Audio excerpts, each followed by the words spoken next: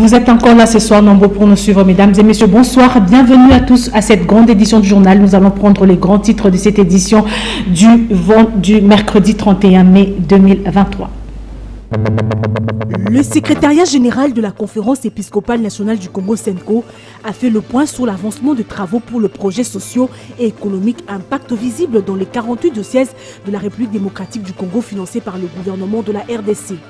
L'humanité célèbre le 31 mai de chaque année la journée mondiale sans tabac. L'épidémie de tabagisme est l'un des plus grands défis de santé publique, entraînant chaque année plus de 8 millions de décès dans le monde.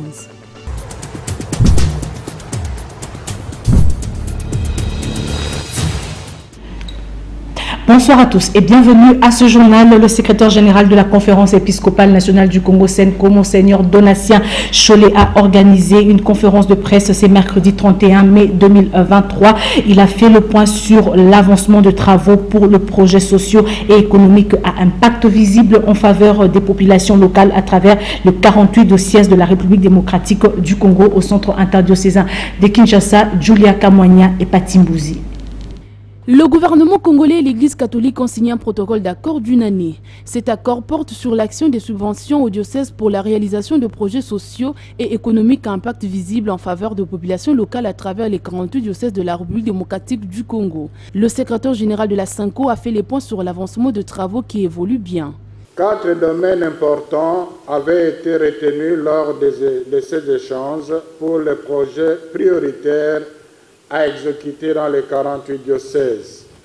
Il s'agit de les infrastructures sanitaires, l'approvisionnement en eau potable, les infrastructures pour l'éducation des jeunes et enfants et l'autonomisation financière des communautés. Les conseillers en charge des institutions au ministère des Finances, Clément Zaou, a loué le dynamisme de l'Église catholique dans la réalisation de ce travaux. Le gouvernement, a-t-il dit, va honorer ses engagements. Socio-économique à impact visible ont une genèse. L'idée est née de la volonté de son Excellence, Monsieur le Président de la République, chef de l'État, qui voulait qu'en dehors des projets PEDEL 145 territoires, qu'il y ait d'autres projets parallèles qui puissent naître, matérialiser pour servir davantage la population congolaise. Il fallait donc opérer un choix de la structure qui devait donc matérialiser ce projet-là socio-économique à impact visible. Et le choix du chef de l'État est tombé sur l'Église catholique. Le gouvernement, par son ministre des Finances, s'est engagé à verser directement à chaque diocèse 300 000 $ par trimestre, soit 200 000 $ en une année. Et sachez aussi que le procureur général de la Cour pénale internationale, Karim Khan, qui séjourne ici en République démocratique du Congo, a annoncé pour bientôt les enquêtes sur le grave violation commise par le groupe aux armées en Ituri. Information donnée ce mardi après sa brève visite au chef-lieu de la province de l'Ituri, après une rencontre avec le gouverneur militaire, le lieutenant-général Luboyaka Chamadjoni, Junior Selimani. Le crime commis en Ituri contre les populations civiles ne resteront pas impunis. Leurs auteurs vont répondre de leurs actes devant les juridictions compétentes. Déclaration du procureur de la Cour pénale internationale après son échange avec le gouverneur militaire de l'Ituri, le lieutenant-général Luboyaka Chamadjoni, qui place la justice au premier plan dans la restauration de l'autorité de l'État. Karim Khan précise qu'une enquête sera ouverte incessamment pour des crimes graves qui ont été commis par les groupes armés dans cette partie du pays. Nous sommes venus pour voir comment nous pouvons ensemble travailler avec le gouvernement, la République démocratique du Congo et la MONUSCO pour chercher comment enclencher une enquête en vue de voir comment nous pouvons bloquer cette violation dont sont victimes les femmes, les jeunes filles et les mamans et même les citoyens. Donc la vie de la population iturienne, il y a de cela 20 ans, est dans la terreur et nous voulons voir comment d'ici nous allons rentrer à Kinshasa pour rencontrer le président de la République et ensemble nous allons voir comment nous mettre d'accord sur comment nous allons nous y mettre en vue de stopper cette situation en province de l'Ituri. Le gouverneur militaire de l'Ituri salue cette visite. Je vous avais déjà promis 1. Nous stoppons les opérations. 2. Nous donnons la chance au dialogue. 3, vous allez au PDDRCS après le dialogue. Et 4, ça sera la justice. Si vous ne voulez pas arrêter, vous serez confronté à la justice, non seulement à la justice nationale, mais aussi à la justice internationale. Pour les communautés et acteurs de la société civile, la justice doit être faite pour que des milliers de victimes trouvent réparation au préjudice qu'elles ont subi. Signalons que le numéro 1 de cette juridiction internationale a échangé avec les victimes de l'affaire Germain Katanga avant de visiter les stands de zone G qui bénéficient de fonds au profit des victimes. C'était en présence de la ministre d'État de la Justice Rose Mutombo et son collègue de droits humains Fabrice Pouela. Et bien avant l'étape de Bunia, le procureur général de la Cour pénale internationale était à l'hôpital Panzi du docteur Mukwege Denis, prix Nobel de la paix. Il a visité les victimes de violences sexuelles et des guerres. À l'occasion, Karim Khan a lancé un message d'espoir aux victimes pour mettre fin à ces atrocités. Emmanuela Baïndoa pour les détails. C'est une poignée de main forte qui marque cette retrouvaille entre le procureur de la CPI, Karim Khan, avec le prix Nobel de la paix, Denis Mukwege, lors de son arrivée à l'hôpital de Panzi, accompagné des autorités congolaises, notamment le ministre national des droits humains, celle de la justice, le procureur général en RDC, l'auditeur militaire et le gouverneur du Sud Kivu. Le procureur de la CPI est accueilli chaleureusement par l'assistance, y compris le médecin et victime des atrocités en RDC. Entre-temps, les survivants des guerres et des violences sexuelles plaident auprès de la CPI pour que justice et réparation leur soient rendues. Sur place, les victimes de Makobola, Kanyola, Fizi, Kaziba, Katogota et ailleurs sont présents pour plaider leur cause. Après un tête-à-tête d'au moins 1 heure avec le docteur Denis Mukwege, Karim Khan s'est adressé aux victimes de violences sexuelles en leur donnant un message d'espoir. Le procureur de la CPI rassure qu'un partenariat plus solide va être construit entre le gouvernement provincial, central, l'Union européenne, la société civile, la justice militaire et civile, l'Union africaine et le docteur Denis Mukwege afin de trouver de nouvelles manières de travailler pour mettre fin à ces crimes. Le procureur a marqué son passage à l'hôpital en notant quelques lignes dans le livret d'or de l'hôpital de Panzi et liant l'utile à l'agréable. Karim Khan a visité les œuvres produites par les victimes regroupées en associations qui bénéficient des fonds de la CPI pour leur prise en charge personnelle. Signalons que cette première visite du procureur Karim est intervenue sur invitation du président de la République.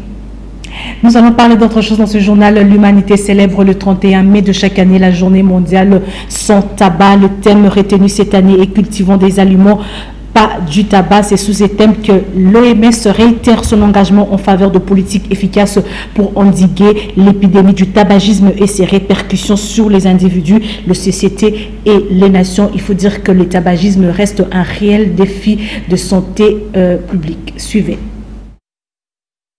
L'épidémie du tabagisme est l'un des plus grands défis de santé publique de tout le temps, entraînant chaque année plus de 8 millions de décès dans le monde. Si le nombre de consommateurs de produits du tabac diminue dans d'autres régions du monde, il ne cesse d'augmenter dans la région africaine. Cette augmentation est due en partie à une production accrue de produits du tabac et à une commercialisation agressive de la part de l'industrie du tabac. L'Organisation mondiale de la santé s'associe ce 31 mai 2023 au reste de la communauté internationale pour commémorer la journée mondiale sans tabac. Cette journée offre l'occasion à l'OMS de mettre en lumière les dangers associés à la consommation du tabac et à l'exposition à la fumée du tabac. C'est aussi le lieu de réitérer son engagement en faveur de politiques efficaces pour endiguer l'épidémie du tabagisme et de répercussions sur les individus, les sociétés et les nations. Les thèmes retenus pour l'édition 2023 est « Cultivons les aliments, pas du tabac ».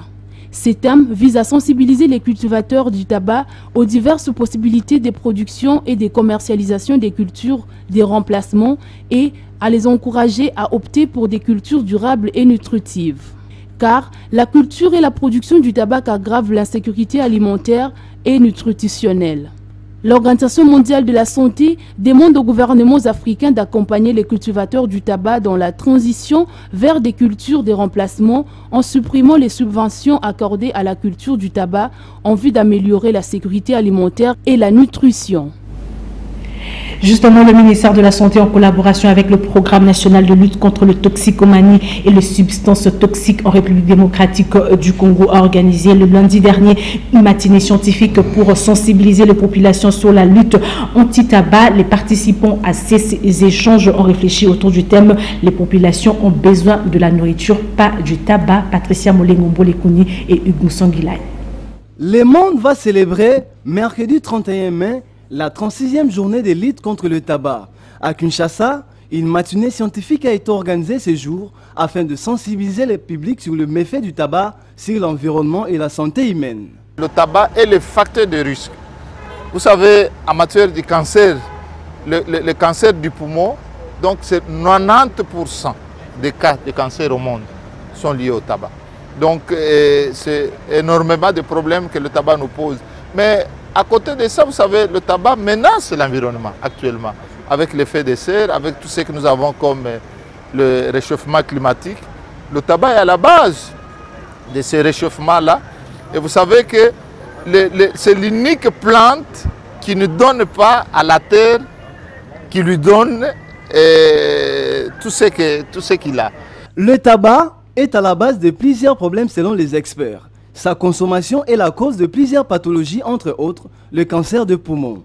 Raison pour laquelle l'OMS tire une sonnette d'alarme afin que les personnes avisées réduisent ou carrément mettent fin à la consommation du tabac. Une résolution appuyée par les participants à cette matinée scientifique. Même les consommateurs passifs et ceux qui sont aux alentours, ils ont vraiment intérêt à arrêter, surtout les consommateurs et ceux qui en cultivent doivent arrêter parce que ça a des effets même sur l'environnement. Ça détruit les sols. Donc chacun de nous doit s'impliquer pour que le monde vive longtemps. Cette rencontre a été également une occasion pour lancer officiellement le tableau de bord RDC anti-tabac. Un café de presse a été organisé hier mardi à Kisangani, chef-lieu de la province de la Chopo, pour présenter aux professionnels de médias les réalisations de Médecins sans frontières dans les provinces de l'ex-province orientale. Les détails avec Blaise Moussa. L'intervention d'urgence des Médecins sans frontières dans la province de la Chopo, Itori, Baouélé et Otouélé, c'est le thème était au centre des échanges entre les journalistes et les membres de l'équipe d'urgence des Médecins sans frontières, bureau de Kisangani. Ces échanges ont lieu au cours d'un café de presse organisé le mardi 30 mai 2023 au siège de cette organisation internationale humanitaire au quartier Planto Boyoma dans la commune Mankiso. L'occasion a été donnée aux membres des MSF de présenter quelques interventions d'urgence déjà réalisées par cette structure déjà en avril 2023. Enoch Ndolia est le responsable médical de l'opération d'urgence des MSF Kisangani. Nous sommes ici pour répondre aux urgences humanitaires avec impact sur une population vulnérable. C'est ça le sens de Kéré, qui veut dire Kisangani Emergency Response. Ça c'est en anglais. Justement sanitaire, mais dans certains scénarios, par exemple les catastrophes naturelles, par exemple les déplacements de population, par exemple les cas de maladie. Donc tout ce qui affecte l'humain. Nos interventions ont eu lieu, je puis vous dire, à travers toutes les 4 provinces que nous supportons. La Chopo, l'Itouyi, le Bas-Ouélé et le Haut-Ouélé. Ouais, nous n'avons pas intervenu à Isangi par rapport aux inondations parce que vous savez, nous avons aussi des soucis de ressources. Non? On était pris dans les 5 interventions au niveau des 5 zones ici. Et la situation de Isangi est arrivée, même au moment où on était à Isangi pour intervenir dans le cadre de Rouja, il n'y avait pas encore cette situation. Signalons que l'MSF Kisangani compte intervenir dans un proche avenir sur la prise en charge des cas de monkeypox. Redynamisation de relations bilatérales entre la République démocratique du Congo et la Chine. Ce dynamisme est salué par l'acteur politique et social Emechi Barungu. Suivez-le au micro de Patricia Moigny et Juzen Belebele. La visite du chef de l'État en République populaire de Chine est vue d'un bon œil par Emechi Barungu, analyste sociopolitique. Pour ces Congolais, le président de la République, à travers cette dynamique, veut un changement socio-économique pour le Congo. Emechi Barungu salue ici le courage de Félix-Antoine Tshisekedi Tshilombo. Notre partenariat qui vient d'être scellé, je crois bien que cela aura un impact positif sur le vécu quotidien. Le chef de l'État, le président Antoine Félix Tshisekedi Tshilombo, est animé par le souci d'assurer le mieux-être collectif. Or, pour y arriver, il faut passer par ce genre de partenariats. Il faut traiter avec des partenaires qui sont sérieux, qui sont réellement prêts à nous aider. Le souhait est que cette visite officielle du chef de l'État puisse drainer à travers les accords signés dans différents secteurs, notamment économiques, environnementaux, des investisseurs en RDC. Le chef de l'État tient à l'industrialisation de notre pays, vous le savez. Depuis un certain temps, nous sommes en train de vivre la désindustrialisation de la RDC. Il y a quelques industries qui existent, mais qui ne sont pas vraiment compétitives sur le plan international. Donc je crois qu'avec ces partenariats-là, il y aura la mise en place de ces industries ou d'autres industries qui n'existaient pas. La RDC et la Chine veulent redynamiser leurs relations à travers les accords signés récemment. Les résultats menés en novembre 2022 par l'Union congolaise de femmes des médias UCOFEM sur l'image de la femme dans les médias congolais ont été présentés hier mardi au siège de l'UNESCO. L'objectif de cette étude consiste donc à évaluer le progrès réalisé du concept genre dans les médias afin de trouver la place de la femme dans les contenus médiatiques. Polydor Ngaziani, Juzen Belebele, commentaires et images. C'est au siège de l'UNESCO à Gombe qu'ont été présentés le mardi 30 mai 2023 les résultats de l'étude sur l'image de la femme dans les médias congolais. Une étude réalisée par l'Union congolaise des femmes des médias du 1er au 14 novembre 2022 auprès de 30 médias, toutes catégories confondues, sélectionnés comme échantillons en RDC afin d'évaluer le progrès réalisé du concept genre dans les médias congolais et de trouver la place de la femme dans les contenus médiatiques. Au regard des objectifs assignés et après analyse des données recueillies, cette étude a porté notamment sur deux volets, à savoir les mesures visant à favoriser l'égalité des genres au sein des organisations des médias et le monitorage du contenu des médias et représentation des sexes. De manière générale, il a été constaté une faible représentation de la femme au niveau décisionnel et donc un déséquilibre. Entre 2006 et 2015, la situation a bien évolué avant de connaître une régression en 2018 et en 2022. Durant l'étude, les enquêteurs ont été butés à quelques difficultés, dont la réticence de certains responsables des médias pour les recevoir et s'ouvrir aux échanges, l'ajournement des rendez-vous et le non-respect des délais pour le renvoi des questionnaires par certains médias. Les leçons apprises sont notamment le fait de la persistance de la sous-représentation de la femme dans les productions médiatiques et le rôle d'éveil de conscience dans le chef du personnel des médias que joue la descente des équipes dans les rédactions. Parmi les recommandations faites, il y a lieu d'épingler la mise en place d'un bureau de parité en vue de contribuer à l'intégration de la dimension genre dans le travail quotidien, dans tous les domaines et à tous les niveaux, et parvenir ainsi à l'égalité entre les hommes et les femmes, ainsi que l'accroissement de l'engagement dans l'amélioration de l'image de la femme dans le contenu médiatique. Eu égard à ce qui précède, il est donc important que des actions de sensibilisation soient menées, au moyen notamment des conférences, ateliers et plaidoyeries auprès des dirigeants des médias, des associations traitant cette question et du gouvernement afin de renverser la tendance d'ici 2030. Le gouvernement provincial et les délégués de la SNEL de la province du Lualaba ont annoncé hier mardi 30 mai 2023 la démolition imminente de plus de 200 maisons construites sur la ligne haute tension de la SNEL. Suivez ce reportage. Lors de cette réunion de concertation tenue au gouvernorat des provinces entre les représentants de la Société nationale d'électricité et les membres du gouvernement provincial, les biens fondés de la démolition de toutes les bâtisses construites anarchiquement sous les lignes haute tension ont été évoqués par Jean-Marie Moutombongoy, directeur régional sud de la SNEL. Les biens fondés de cette opération, c'est pour permettre à la SNEL de réaliser des projets qui est en cours.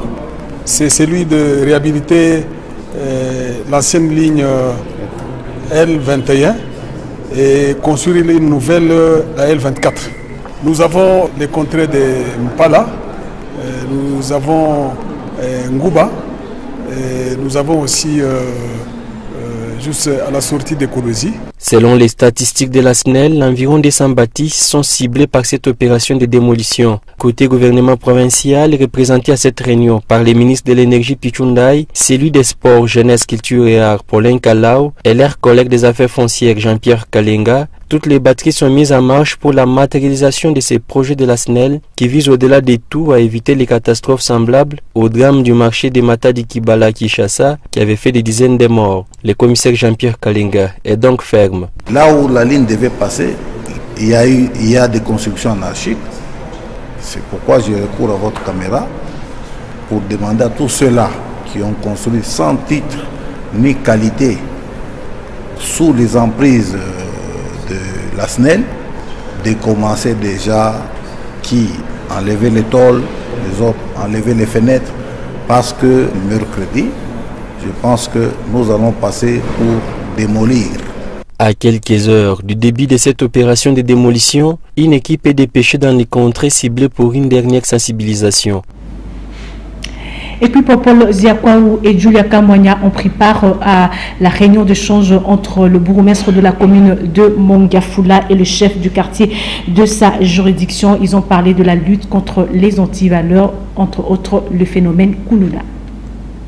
Il faut tous participer à mettre fin à un phénomène grandissant à Kinshasa, le gangstérisme urbain dit Kuluna. Psychologues, juristes, pasteurs, sportifs et jeunes venus d'horizons divers de la commune de Mongafula pour faire jonction dans la salle Kaline pour en parler avec les bourgmestres Séverin Lumbu pour trouver les voies des sorties. Après partage d'expériences, les uns et les autres se sont accordés à offrir à la police une collaboration permanente et franche pour bien orienter les jeunes et leur éviter d'intégrer le groupe de gangs. Cette équipe, c'est dans le cadre de l'opération Kineboy Kuluna Machette Nassé. Le souci, c'est quoi? C'est d'accompagner la police à poser des actes d'une manière positive. Nous les faisons accompagner de ces maîtres qui sont aussi accompagnés des psychologues, des philosophes et des juristes pour qu'il n'y ait pas de dérapage. Pour les bourgmestres, de tout ce qui doit être fait devra être sous les guides de la police à qui revient le devoir d'assurer la quiétude de la population. Non, avant qu'ils descendent sur le terrain, ils vont suivre une formation. Ils seront recadrés par la police et aussi les services de DGM pour qu'ils s'imprègnent de la mission qui leur est confiée. Au nom du chef de l'État et celui de l'excellence gouverneur de la ville de Kinshasa, nous disons que Mongafula est en marche. Nous devons nous battre pour que sa vision soit effective. L'initiative prise par les ministres provinciaux de l'Intérieur, la machette ne doit pas avoir sa place parmi nous. À bas, la violence prendra corps avec les concours de tous à Mongafula comme dans les 23 autres communes de la mégapole Kinshasa. Rendons-nous maintenant à l'université de Kalemi qui a organisé une cérémonie de remise officielle des diplômes aux anciens finalistes de cette institution en présence du gouverneur ad interim Ferdinand Massamba Momafataki. C'est dans l'un des auditoires du bâtiment professeur Alexandrine Kisimba Kangoyi où s'est déroulée la cérémonie de remise officielle des diplômes de 4e doctorat aux anciens étudiants de médecine et ingénieurs agronomes de l'université de Kalemi. Cette cérémonie était placée sous l'autorité du vice-gouverneur Massamba Massamba Ferdinand et a connu, en dépit des autorités académiques de l'UNICAL, la participation de l'honorable président de l'Assemblée Vincent Kibombo, du ministre provincial de l'éducation Koyama Wazo et du maire adjoint de la ville de Kalemi, Kapata Muteta Karine. Le secrétaire général académique Isengo Makipimo Emmanuel, qui a représenté le recteur de l'UNICAL, le professeur ordinaire Victor Kalunga Chikal, a remercié le vice-gouverneur pour l'intérêt accordé à cette manifestation en dépit de ses multiples occupations. Prenant parole pour la circonstance, après les mots du délégué des étudiants et du représentant de l'Orient, le vice-gouverneur Massamba Massamba Ferdinand a encouragé les comités de gestion de l'UNICAL pour ses efforts dans la satisfaction des besoins des étudiants et les lauréats pour leur patience, tout en promettant l'accompagnement du gouvernement provincial dans la facilitation des demandes de diplômes. Le gouvernement provincial du Tanganyika, avec le soutien du chef de l'État, son Excellence, Félix Antoine Tshisekedi Tshilombo, assurera un accompagnement pour que ceux de vos collègues qui attendent aussi leur diplôme puissent les avoir dans un bon délai. Heureusement que l'inspecteur académique vient d'annoncer la disponibilité des diplômes attendus. Tous les lauréats concernés par la cérémonie de séjour ont reçu leur diplôme et une somme d'argent pour chacun en guise d'encouragement de la part du vice-gouverneur des provinces, Massamba Massamba Ferdinand. Nous allons compléter l'actualité avec les parutions de journaux. C'est dans une sélection et commentaire de Polydor Gaziami. Place maintenant à la revue de presse.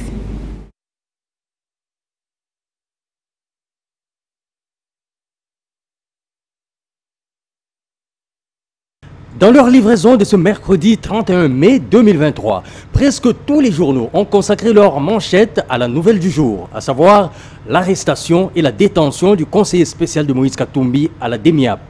À propos, les titres sont unanimes et similaires. Salomon Kalonda arrêté et détenu à la DEMIAP, affiche Africa News. Salomon Idi Kalonda Dela détenu à la DEMIAP, lit-on à la une du quotidien Le Journal. Salomon Escadela, auditionné à la DEMIAP pour l'avenir.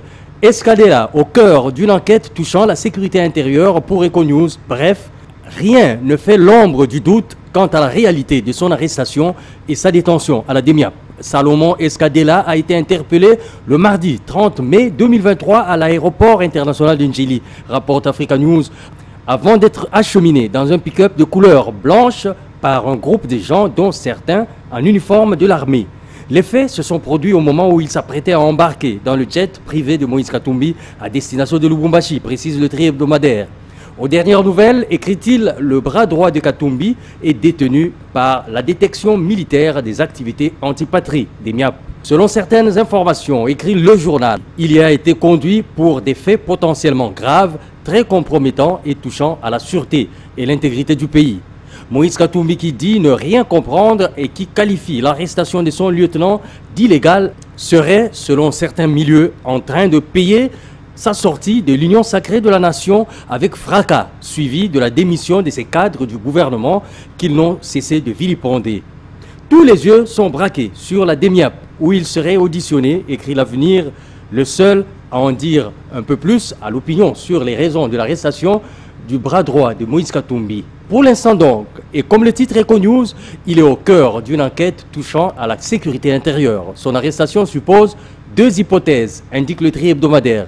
Soit il est juste auditionné pour des allégations parvenues à la DEMIAP, soit il a été témoin ou collaborateur passif d'une tentative d'atteinte à la sécurité intérieure. En tout cas, promet le tabloïd, les prochaines heures finiront par apporter un brin de lumière à cette saga qui ne fait que commencer. Pour la République, la démocratie est en péril, car le pouvoir a mis en marche sa machine de neutralisation de l'opposition avant les joutes électorales. Quant à Moïse Katumbi, affiche Forum des As, il exige la libération de Salomon Kalonda et des explications de la part des autorités. Moïse Katumbi, dont la bataille contre Tshisekedi pour la présidentielle 2023 s'annonce rude, selon le titre de Congo Nouveau. En effet, écrit le tri-hebdomadaire, à 6 mois de cette élection, il semble être la principale cible du régime en place. La preuve en est que, dans l'espace de 2 semaines, le président de l'Ensemble pour la République vient de voir 3 de ses principaux lieutenants être réduits au silence. Il s'agit de Mike Mukebai, député provincial de Kinshasa envoyé en prison la semaine passée, Daniel Safou, proche de lui, qui devrait comparaître devant une commission de discipline instituée par l'Assemblée nationale, et Salomon Escadela arrêté hier. Ce qui confirme le constat de nouvel observateur quant aux condamnations qui fusent de partout après les manifestations politiques. Enfin, la référence plus alerte sur des mouvements de troupes étrangères qui sont signalés à Bunagana. Il s'agit des rebelles du M23 qui, après avoir terminé une formation militaire au Rwanda, réoccupent leurs anciennes positions, à savoir Kibumba et Rugari, où ils ont installé leur quartier général avancé afin de se réorganiser pour attaquer la ville de Goma. Des véhicules militaires ougandais sont aperçus transportant des tonnes d'armes et des munitions pour ravitailler les rebelles du M23. C'est terminé. Avec la revue de presse de ce mercredi, le prochain rendez-vous, c'est demain, à la même heure et sur la même chaîne. Bonsoir.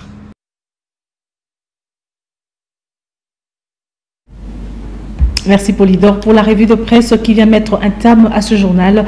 Merci à vous tous qui l'avez suivi de partout, mesdames et messieurs. Nous allons prendre le rappel des titres. Le secrétariat général de la Conférence épiscopale nationale du Congo SENCO a fait le point sur l'avancement de travaux pour le projet socio et économique Impact visible dans les 48 diocèses de la République démocratique du Congo financés par le gouvernement de la RDC. L'humanité célèbre le 31 mai de chaque année la journée mondiale sans tabac. L'épidémie de tabagisme est l'un des plus grands défis de santé publique, entraînant chaque année plus de 8 millions de décès dans le monde.